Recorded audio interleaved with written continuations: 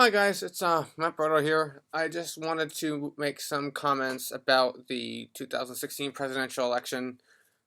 Uh, I think the world needs to all calm down because we have a lot of people who are upset. We have colleges giving out free passes to people who are just so crap and crying that Hillary Clinton lost. I mean, it's kind of pathetic. I mean, what and I think what the reasons that I have seen from is that Hillary Clinton was so confident she was going to win this election, right? I mean, I remember Chris Wallace had asked Donald Trump in the third debate, will you accept the results of the election if you lose? But he did not ask Hillary Clinton that, and he admitted that on the election night on Fox News that he probably should have. But someone actually did, and she kind of basically just laughed it off because she was so confident and arrogant that she was going to win.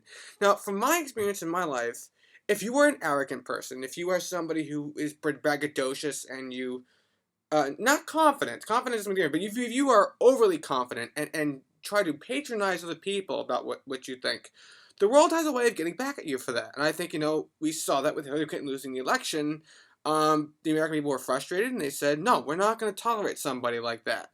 We're not going to tolerate somebody who's been under FBI investigations, multiple FBI investigations with the Clinton Foundation and all the other scandals that she's been in since like the 70s. We are not going to tolerate that. We are not going to tolerate somebody who says they're for women but then takes money from Saudi Arabia. Of course, there's no country in the world that better supports women than Saudi Arabia, right? Okay. Um, what I have to think, and you have people in the Western states, California, Nevada, Oregon, and Washington, saying they're going to want us to secede. Really? You want us to secede? Yeah. Good luck dealing with natural disasters or outstanding amount of debt without federal aid. You want to become your own sovereign nation? Fine, Cal exit. Go ahead, try that. See how long that lasts. You'll just beg to come back. But let's all stop and actually look at the details here. And then let's use those details to assess the big picture, because people are not doing that. I think the mainstream media really is going to have a lot of answers for this, because we found that they were rigging the polling in a lot of cases. I mean, there's a lot of detailed evidence to support that. The alternative media did a fabulous job of finding out, what was going on. And I think, people need to be held accountable for their actions. And people who patronize other people who, who no matter what, there's this thing in psychology, I forget what it's called, but it basically means that people will always typically be the first thing to hear, even if mounds of contradictory evidence comes up later. They will still not admit that. They will always cling on the first piece thing they hear. So this is another reason why religion keeps going on, because people are told that as kids, and even though we said the Earth isn't 6,000 years old, look, we have all this rock evidence that it's 4.5 billion, and all the other calculations that we can move on. People just say no, 6,000 years. That's what I was told. This is something that people have not looked at, and people do not evaluate details. I've come to that realization. I do, but people do not, unfortunately. That is something that's very offensive to me. And then they go around acting like they know everything. I know a lot of things. I don't know everything, but and I know that. But it is very frustrating to me that nobody listens to me. And I have said a lot of things and a lot of things going on in my life that no one's listening to. No one even believes me, and that is very frustrating. And I think doing the right. I mean, Stephen Colbert said, "You shall look. People are protesting." I think that is fine. The First Amendment of the Constitution absolutely protects peaceful protests, freedom of speech. Absolutely, they are allowed to do that. As long as they don't get violent, that is fine. Now, however, the people who are burning American flags, rioting in the streets in California, that is not tolerable. That is not First Amendment protections. I think they need to be police need to be taking care of that. But I think we've seen sore losers here. I mean, people who were so confident she was going to win. Now, I am not. I'm not against women. Certainly am not. But I am very happy that Hillary Clinton is not our first female president. Why? It's not because I have nothing about women. I have a lot of things against her, and I think Seth Meyers actually said this, on his show Late Night with Seth Meyers. He said, "But that means that our first female president is still out there. It's not Hillary Clinton, but no, she could be a toddler. I mean, she could be somebody who's in college. She could be someone who's already out of college. She also could be somebody, as Donald Trump has now shown us, who's never been in politics. She could be somebody who has never really been anything big in her life. She could be somebody who was a nobody, right? And maybe she stumbled onto something. Maybe she saw that. Look at what Donald Trump did, right? He was so successful. He didn't have any political experience, but now, right? Get the right people supporting you. Look what can happen, right? She could be somebody who is, I don't know, doesn't know what to do with her life, thinks that is in a bad gap, and maybe one day she could be the first female president. We don't know. But I think people need to understand that this is how elections work. Right now, I mean, they're still totaling up the votes. Hillary Clinton is actually up on the popular vote, I think by 238,000. But it's obviously clear that Donald Trump has won the Electoral College. They still haven't called, some media outlets haven't called Michigan or Arizona yet, or New Hampshire. I mean, they're still close there, but he has gotten to, over 270, and that is very clear, so he has won. What also is offending me is that she wouldn't concede. She would not concede that she had lost to the people. She finally did call Donald Trump and say, once it was pretty clear, yes, then she conceded she had lost. I would have loved to have heard that phone call. But what I am very, very concerned about in the world is that nobody pays attention to what matters. No one is paying attention to detailed level stuff. No one is doing anything. I feel like that is useful. People need to pay attention and need to really use details to then evaluate the big picture, not just be superficial, okay? And that is something that I really, want people to look at. I just, I've had gone through a long, hard part of my life in the last 5 months. But Donald Trump's victory is everything that brought me a lot of joy. Because fiscally, we are in huge trouble in this country. I mean, what business or corporation have you ever heard of that is $20 trillion in debt and still functioning? I've never heard of such a thing. Yet our country is, right? We need to stop this deficit spending. We need to get to a balanced budget and then get a surplus so we can pay off this debt. I think Donald Trump's the best man to do it. Hillary Clinton's fiscal policies were never going to do that. Einstein defines insanity as doing the same thing and expecting different results. As Donald Trump said, it'd be fine if you're running deficits and all our roads are great and our railroads are great, but they're not, right? We have a lot of problems with our infrastructure, with railroads, with bridges, and with our airports, and nobody is really assessing that. One of the things people ask me, how do you know all the things you know, man? How do you know? And I say, well, I have certain conditions and this diagnosis that help me, be as intelligent as I am. But I really do stop by starting asking myself basic questions. Why? Why? I ask that question a lot. Why? Why did this happen? Why did that happen? Why? Why? Ask why all the time. Another question I ask, as opposed to what? As opposed to where? As opposed to who? As opposed to how? You get the point. Everything is relative. As opposed to what are the other options? Okay? A lot of times in life, there are no good options. It's just what's the best bad option. Okay? Sometimes that's just how it works. Okay? I ask myself, is that reasonable? Is that logical? Because a lot of people get caught up in their emotions. They don't ever investigate things. And they are stubborn and they are arrogant and they think they know what they know. And if anything comes up that could contradict someone's position, and especially let's say you've had a position for a certain period of time, then oops, wait a minute, we have a lot of evidence to support that we were wrong, and then they don't admit that they're wrong, the world doesn't take kindness to that when they find out. Again, we don't know what's going to happen with Hillary Clinton. We don't know if, what the FBI is going to do, what Trump is going to do when he gets into office about having a special prosecutor. We don't know.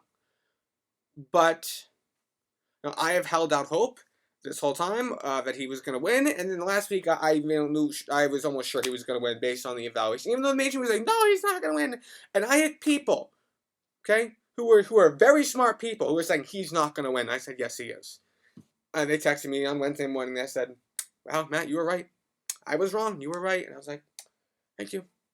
They had the moral integrity. They had the courage to admit they were wrong and I was right. And I applaud those people. Those people know who they are for doing so. And not only that, the Democrats were so confident they were going to presidency. They were also so confident they were going to hold on to they were going to win control of the Senate, and they didn't. The Republicans have at least 51 seats in the Senate.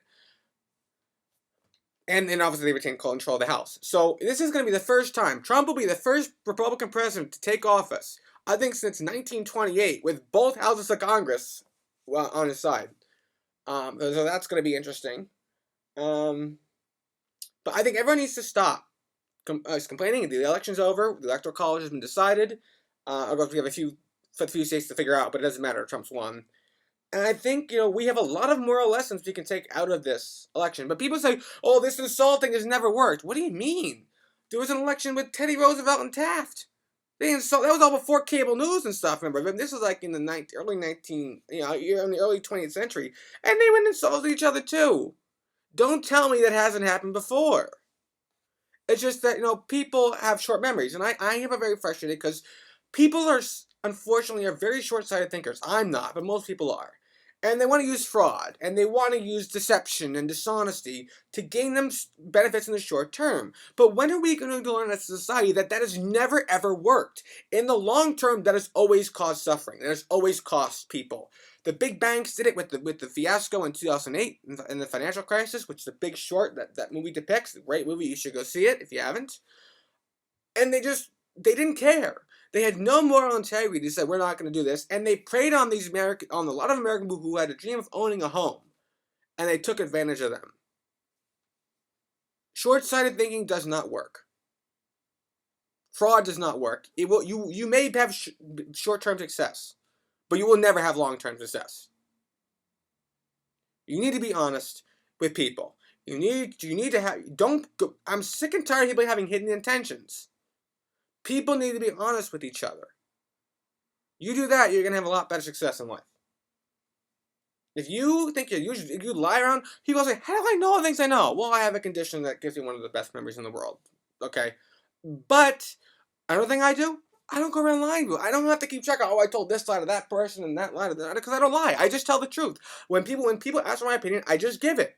Whatever my opinion is. And if you don't want my opinion, and it's going to be blunt, sometimes, don't ask for it. That's all. I would rather tell the bitterest truth than the prettiest lie. That's how I've always done. I could not, very early on in my childhood, I could not deal with lying. I could not live with the guilt of deception, which is why I don't do it. Right? I could not live in myself. It was just too hard to go around, doing that. And I know, and between my morals and I'm an honest person. There are people out there who claim they're honest, but they are in fact not. And that is also very offensive to me, because that in the sense is dishonesty. But I think this election has it taught a lot of life lessons to people. And also one wants to pick your battles, right? There are some things you're not gonna fight someone on. I mean, if somebody's basically gotcha, and it sounds like Trump had the election, right? And Hillary wouldn't kind of concede to him.